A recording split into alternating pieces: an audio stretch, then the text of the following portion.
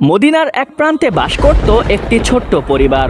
তাদের জীবন অন্যদের থেকে একেবারেই ভিন্ন ছিল। তারা প্রায়শই নিকটবর্তী একটি পাহাড়ের গুহায় চলে যেত। সেখানে তারা আগুন জ্বালিয়ে শয়তান পূজা ও জিন সাধনা করত, অদ্ভুত রীতিনীতি পালন করত এবং অশুভ প্রভাব বিস্তার করার জন্য নানা ধরনের জাদুবিদ্যা ও অদ্ভুত কাজ করত। তাদের জীবন ব্যবস্থার মতো দেহের গঠনও অন্যদের থেকে একটু আলাদা ছিল। লোকটি ছিল লম্বা গড়নের এবং তার নাক ছিল পাখির ঠোঁটের মতো বাঁকানো ও লম্বাটে, যেন এক বিশেষ আকৃতির। অন্যদিকে মহিলাটি ছিল বেশ স্থূলকায় ও দানবীয় দেহের দীর্ঘ হাত বিশিষ্ট। তাদের এই শারীরিক গঠনও মানুষের মনে কৌতূহল এবং ভয় সৃষ্টি করত। নিজেদের বিভিন্ন প্রার্থনা করার জন্য তারা যতই শয়তান পূজা করুক না কেন, দৈনন্দিন বেঁচে থাকার ন্যূনতম প্রয়োজনে তাদের লোকালয়ের মুখাপেক্ষি হতেই হতো। বিশেষ করে পানি সংগ্রহের জন্য তাদের যেতে হতো মদিনার সীমান্ত সংলগ্ন একটি প্রাচীন কুয়ার কাছে। এমনই একদিনের ঘটনা।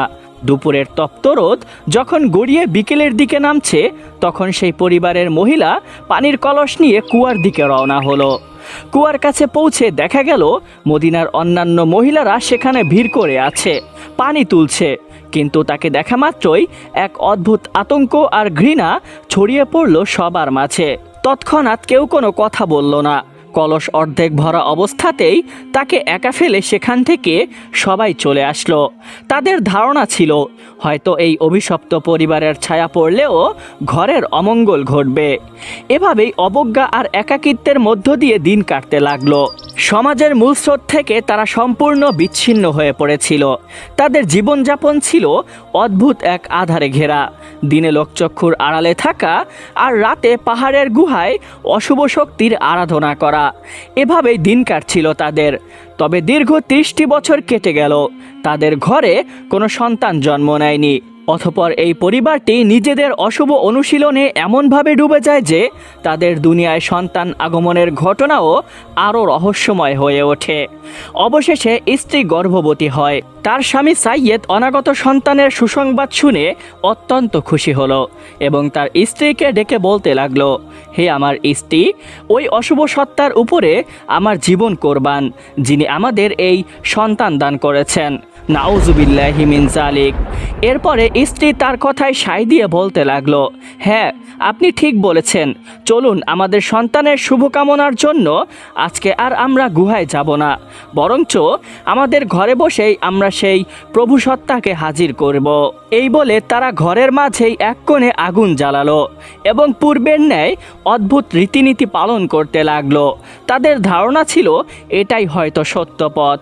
কিন্তু তাদের এই শয়তান পূজা অব্যাহত থাকার কারণে গর্ভের শিশুর মধ্যেও শয়তানি শক্তির ছোঁয়া মিশে যায়। চারপাশে সবসময় এক অদ্ভুত ছায়া ঘুরে বেড়াতে থাকে। এভাবেই কিছুদিন কেটে যাওয়ার পরে শিশুটি পৃথিবীতে জন্ম নেয়। তবে আশ্চর্যের বিষয় হলো, ভূমিষ্ঠ হওয়ার সাথে সাথেই শিশুটি অস্বাভাবিক বিকট আওয়াজে চিৎকার শুরু করলো। তার মা তাকে বুকে জড়িয়ে নিল এবং কান্না থামানোর চেষ্টা করলো, কিন্তু কিছুতেই তার কান্না থামল না। অতঃপর তার বাবা শিশুটির এই অবস্থা দেখে সে পুনরায় ঘরের ভিতরেই সে নির্দিষ্ট স্থানে আগুন জ্বালায় এবং তাদের মিথ্যা সত্তার কাছে প্রার্থনা শুরু করে। সঙ্গে সঙ্গেই শিশুটির কান্না থেমে যায়। শিশুটির শারীরিক গঠনও ছিল অস্বাভাবিক। তার এক চোখ ছিল দৃষ্টিসম্পন্ন এবং অন্য চোখে সে দেখতে পেত না, এবং শরীরের গঠন অদ্ভুত, গায়ের রং হালকা বাদামি। এরপরে যতই দিন যেতে লাগলো, ততই শিশুটির স্বভাব এবং আচরণ অস্বাভাবিক হতে লাগলো। অতি অল্প বয়সেই সে কথা বলতে শুরু করে। এমনই এক রাতের ঘটনা। সন্ধ্যাবেলাতে ছোট্ট ইবনে সাইয়াদ না খেয়েই ঘুমিয়ে গিয়েছে। সে গভীর ঘুমে নিমগ্ন। কিছুক্ষণ পরেই তার বাবা ঘরে আসলো এবং স্ত্রীকে ডেকে বলতে লাগলো, হে আমার স্ত্রী, আমাদের সন্তান কি রাতে খেয়ে ঘুমিয়েছে? সে উত্তর দিল, হে আমার স্বামী, হ্যাঁ, আমাদের সন্তান রাতে খেয়েই ঘুমিয়েছে। এরপরে তারা উভয়ে রাতের খাবার খেয়ে ঘুমিয়ে পড়ল। পরের দিন সকালবেলায় ইবনে সাইয়াদ তার মাকে ডেকে জিজ্ঞাসা করল, হে আম্মাজান, আপনি রাতে মিথ্যা কেন বললেন? আমি তো সন্ধ্যাবেলায় না খেয়েই ঘুমিয়ে গিয়েছিলাম। সন্তানের কথা শুনে সে অবাক হয়ে গেল। ছোট্ট ইবনে সাইয়াদ আবারও বলতে লাগলো, হে আম্মাজান, আমি রাতের বেলায় ঘুমাই ঠিকই, কিন্তু আমার অন্তর সচেতন থাকে। আপনারা যা কিছু বলেন না কেন সবই আমি শুনতে পাই। এই বলে খেলার জন্য সে ঘর থেকে বের হয়ে গেল। ছেলের এই অদ্ভুত কাণ্ড দেখে তার মা অবাক হয়ে গেল, কিন্তু তারপরেও সন্তানের প্রতি মায়া ও স্নেহের কারণে সে কোনো ভ্রুক্ষেপ করল না। অতঃপর ইবনে সাইয়াদ ঘর থেকে একটু দূরে গিয়ে একটা গাছের নিচে চাদর মুড়ি দিয়ে বসে রইল এবং নিঃশব্দে বিড়বিড় করতে লাগলো।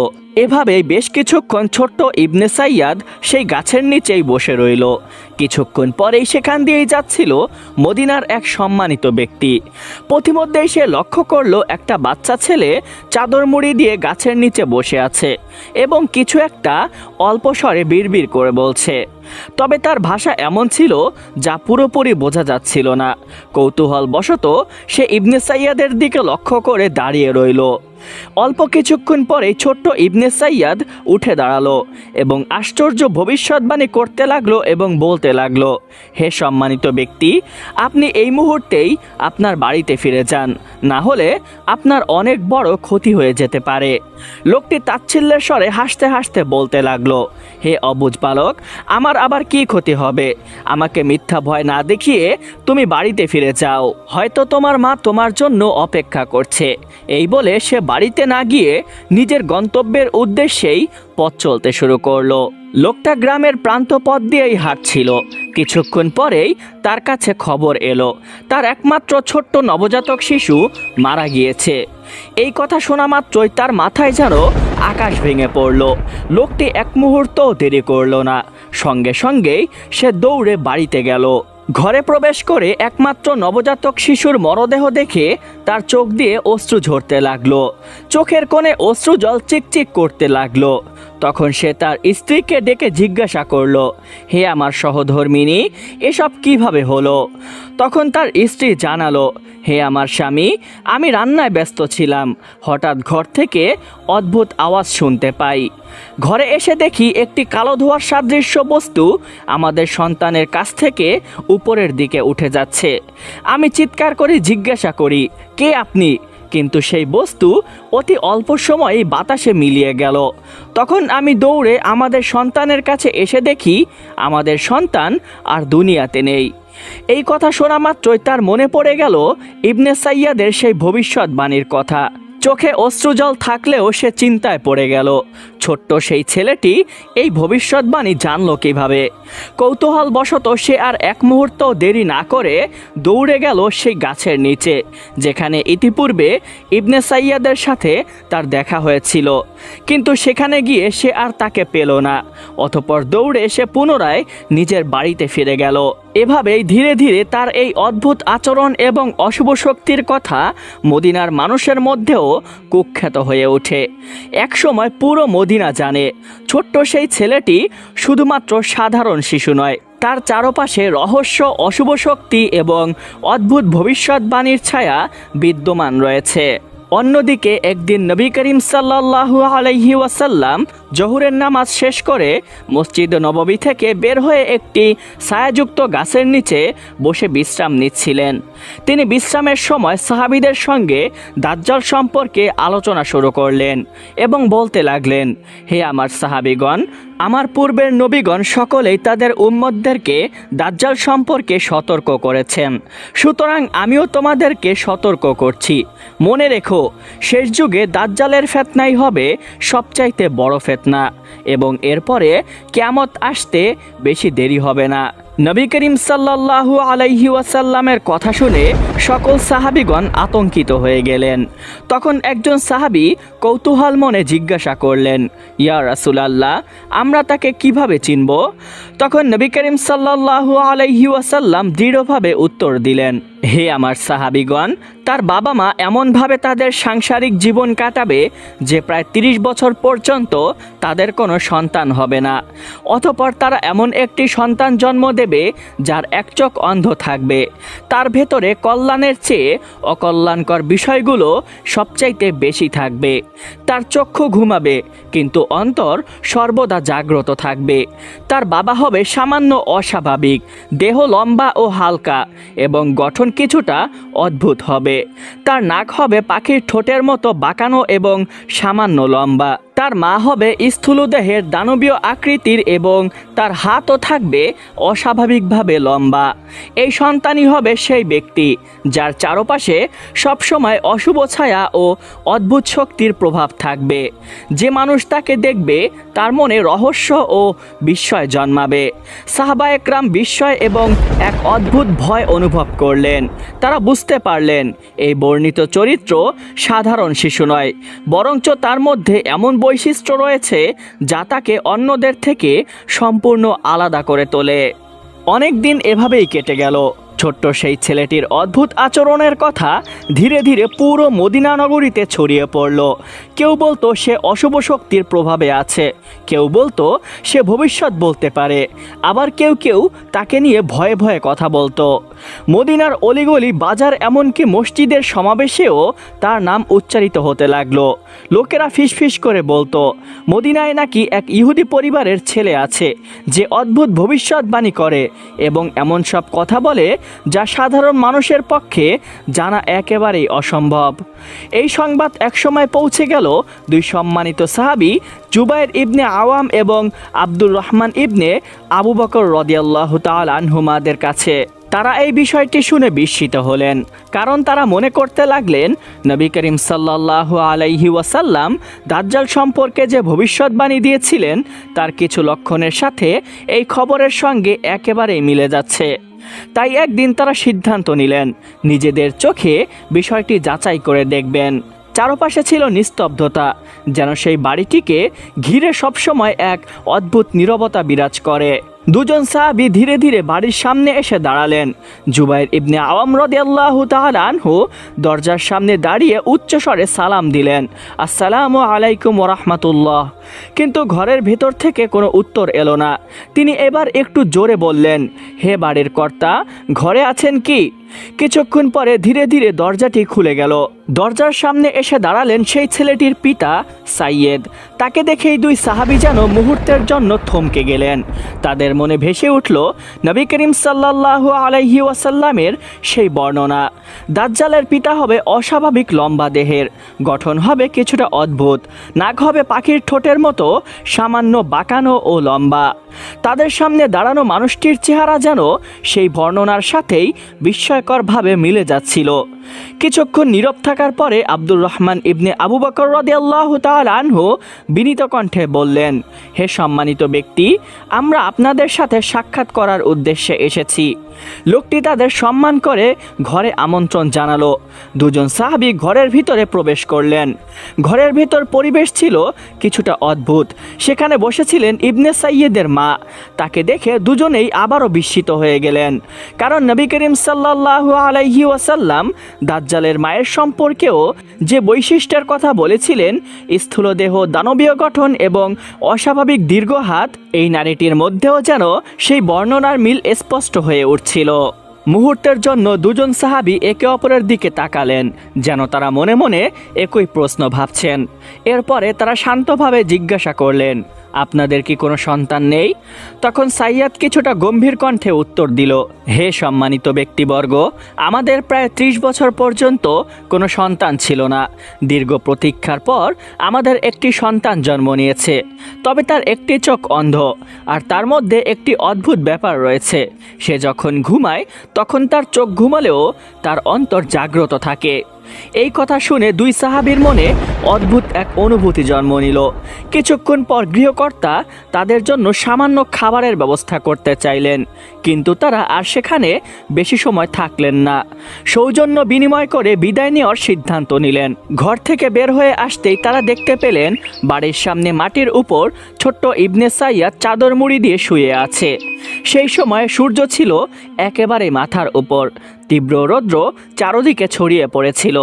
তবুও ছেলেটি যেন গভীর ঘুমে আচ্ছন্ন। কিন্তু একটু মন দিয়ে তাকিয়ে তারা লক্ষ্য করলেন ঘুমের মধ্যেই সে বিড়বিড় করে কিছু একটা বলছে। দুজন সাহাবী থেমে গেলেন। কিছুক্ষণ পর হঠাৎই ছেলেটি চাদর সরিয়ে উঠে দাঁড়ালো। তার চোখে ছিল অদ্ভুত এক দৃষ্টি। সে চারদিকে তাকিয়ে উচ্চস্বরে বলতে লাগলো, হে মদিনাবাসী, তোমরা আমার ব্যাপারে কি বলছিলে? এই কথা শুনে দুজন সাহাবী বিস্মিত হয়ে গেলেন। জুবায়ের ইবনে আওয়াম রাদিয়াল্লাহু তাআলা আনহু সরাসরি উত্তর না দিয়ে তাকে প্রশ্ন করলেন, হে ইবনে সাইয়াদ, তুমি কি আমাদের কথা শুনেছ? আমরা তো ভেবেছিলাম তুমি ঘুমিয়ে আছো। ছেলেটি শান্ত কণ্ঠে উত্তর দিল, হ্যাঁ, আমি তোমাদের সব কথাই শুনেছি। আমার চোখ ঘুমিয়েছিল, কিন্তু আমার অন্তর জাগ্রত ছিল। তার এই উত্তর শুনে দুজন সাহাবীর মনে যেন অদ্ভুত এক শিহরণ জেগে উঠল। তারা তার সাথে আরও কিছু কথা বলতে চাইলেন। ঠিক সেই সময় ঘরের ভিতর থেকে তার মা ডাক দিলেন, হে সাফ, ঘরে চলে আয়। ডাকের সাথে সাথে ছেলেটি আর কিছু বলল না, ধীরে ধীরে ঘরের ভিতর চলে গেল। তার মা তাকে সাফ নামেই ডাকত। দুজন সাহাবী কিছুক্ষণ নীরবে দাঁড়িয়ে রইলেন, যেন তারা বুঝে উঠতে পারছিলেন না এটি কেবল একটি অদ্ভুত শিশু নাকি এর মধ্যে লুকিয়ে আছে আরও গভীর কোনো রহস্য।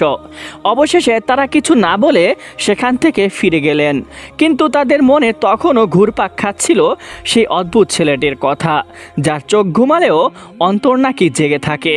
আব্দুর রহমান ইবনে আবু বকর এবং জুবায়ের ইবনে আওয়াম রাদিয়াল্লাহু তাআলা আনহুমা দ্রুত গতিতে মদিনার দিকে রওনা হলেন। তাদের মনে তখন এক অদ্ভুত অস্থিরতা।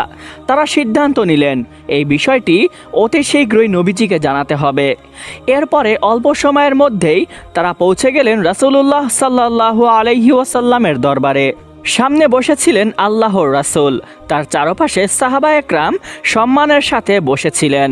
দুজন সাহাবী সালাম জানিয়ে বসে পড়লেন এবং নিঃশ্বাস সামলাতে সামলাতে বলতে শুরু করলেন, ইয়া রাসূলুল্লাহ, মদিনায় ইহুদি গোত্রের এক সন্তানের কথা আমরা শুনেছিলাম।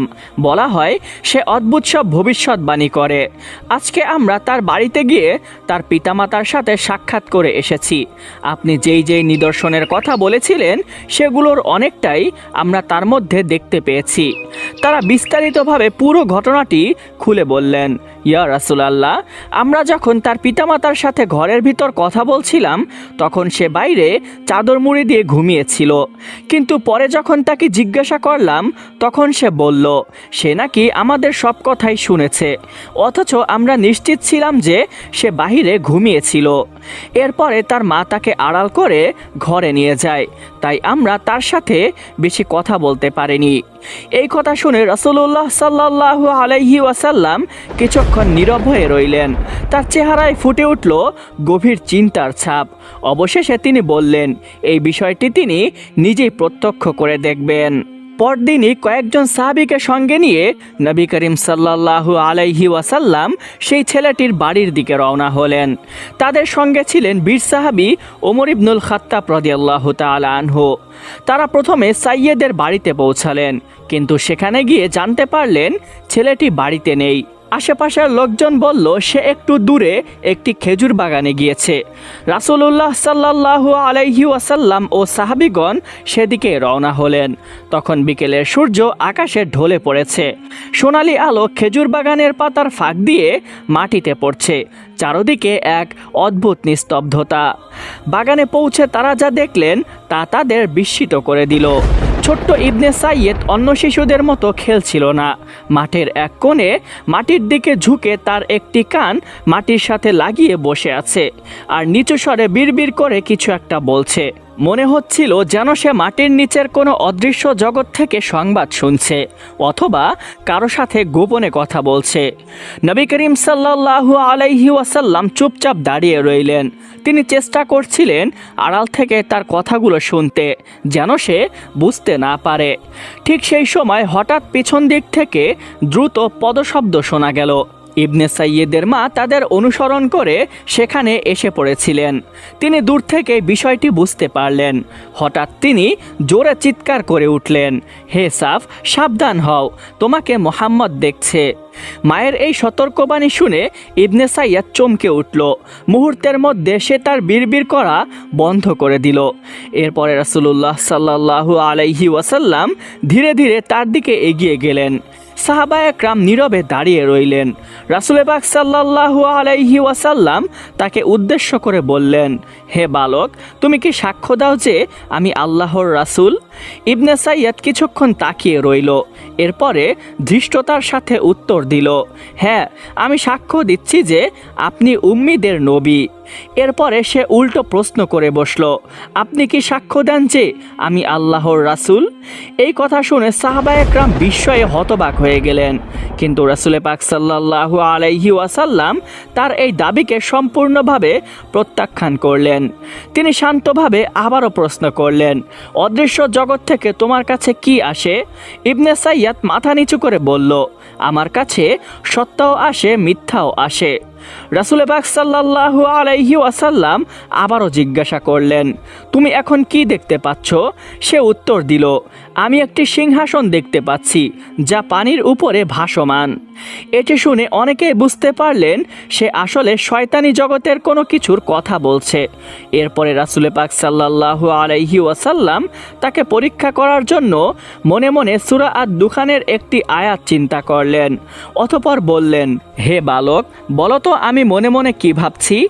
ইবনে সাইয়াদ অতঃপর চেষ্টা করল, কিছুক্ষণ চোখ বন্ধ করে রইল। তারপরে অস্পষ্টভাবে বলল, আদ-দুখ। সে পুরো শব্দটি বলতে পারল না। তখন রাসূল পাক সাল্লাল্লাহু আলাইহি ওয়াসাল্লাম দৃঢ় কণ্ঠে বললেন, থামো, দূর হও, তুমি কখনোই তোমার সীমা অতিক্রম করতে পারবে না। নবীজি বুঝিয়ে দিলেন তার কাছে যে তথ্য আসে তা শয়তানি প্রভাবের মাধ্যমে আসে এবং তা অসম্পূর্ণ। নিজস্ব কোনো ক্ষমতা ইবনে সাইয়াদের নেই। এই দৃশ্য দেখে ওমর ইবনুল খাত্তাব রাদিয়াল্লাহু তাআলা আনহু অত্যন্ত রাগান্বিত হয়ে উঠলেন। তিনি বললেন, ইয়া রাসূলুল্লাহ, আমাকে অনুমতি দিন, আমি এখনই একে হত্যা করি। কিন্তু রাসূল পাক সাল্লাল্লাহু আলাইহি ওয়াসাল্লাম তাকে থামিয়ে দিলেন এবং বললেন, যদি এই ছেলেই প্রকৃত দাজ্জাল হয়ে থাকে তবে তুমি তাকে হত্যা করতে পারবে না, কারণ দাজ্জালকে হত্যা করবেন একমাত্র ঈসা ইবনে মারিয়াম আলাইহিস সালাতু ওয়াস সালাম। আর যদি সে দাজ্জাল না হয় তবে একজন সাধারণ মানুষকে হত্যা করা অন্যায় হবে। এই কথা শুনে ওমর রাদিয়াল্লাহু তাআলা আনহু নীরব হয়ে গেলেন। এদিকে ইবনে সাইয়েদের মা ছেলেকে ডাক দিলেন। সে ধীরে ধীরে উঠে মায়ের সাথে বাড়ির দিকে চলে গেল। অতঃপর রাসূল পাক সাল্লাল্লাহু আলাইহি ওয়াসাল্লাম এবং সাহাবীগণও সেখান থেকে ফিরে এলেন। কিন্তু সেই দিনের সেই ঘটনার রহস্য যেন সবার মনে গভীর ছাপ রেখে গেল। এরপরে বহু বছর ধরে ইবনে সাইয়েদকে ঘিরে নানা আলোচনা চলতে থাকে। আর সবচাইতে রহস্যময় বিষয়টি ঘটেছিল অনেক দিন পরে। হিজরি 63 সালে যখন মদিনায় ভয়াবহ হাররার যুদ্ধ সংগঠিত হয়, সেই ভয়ঙ্কর যুদ্ধের সময় ইবনে সাইয়াদ হঠাৎ করে নিখোঁজ হয়ে যায়। তারপর আর কেউ তাকে কখনো দেখেনি। সে কি সেই যুদ্ধে মারা গিয়েছিল নাকি কোথাও আত্মগোপন করেছিল? এই প্রশ্নের উত্তর আজও ইতিহাসের অন্ধকারেই রয়ে গিয়েছে। আর এই কারণে ইবনে সাইয়েদের গল্প আজও রহস্যময় এক অধ্যায় হয়ে মানুষের মনে ঘুরে বেড়ায়।